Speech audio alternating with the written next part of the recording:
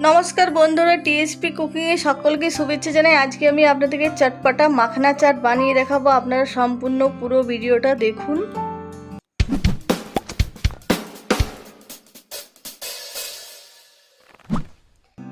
আর মাখনা চাট বানানোর জন্য দেখুন আমি এখানে মাখনা নিয়েছি। মাখনাটা প্রথমে আমি শুকনো কড়াইয়ে ভালো করে গরম করে নেব।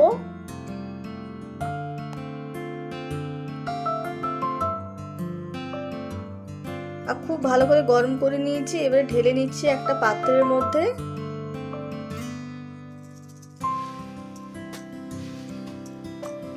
আর এবারে কড়াই 2 চামচ মতন দিয়ে দিচ্ছি সাদা তেল। আর এবারে দিয়ে দিচ্ছি তেলের মধ্যে কারি পাতা। কারি পাতাটা হালকা ভেজে নেব।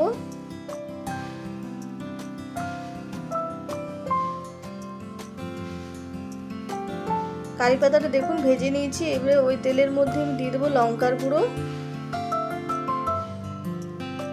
দিয়ে দিচ্ছি ম্যাগি মশলা,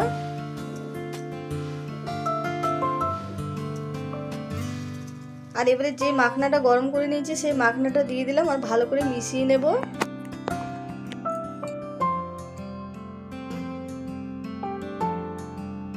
আর এবারে এর মধ্যে দিয়ে দিচ্ছি আমচুর পাউডার।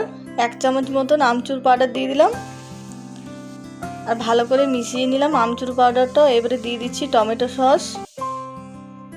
2 চামচ মতন টমেটো সস দিয়ে দিলাম। টমেটো সসটা খুব ভালো করে মিশিয়ে আমি নামিয়ে নেব। আর এবারে নামিয়ে নিচ্ছি।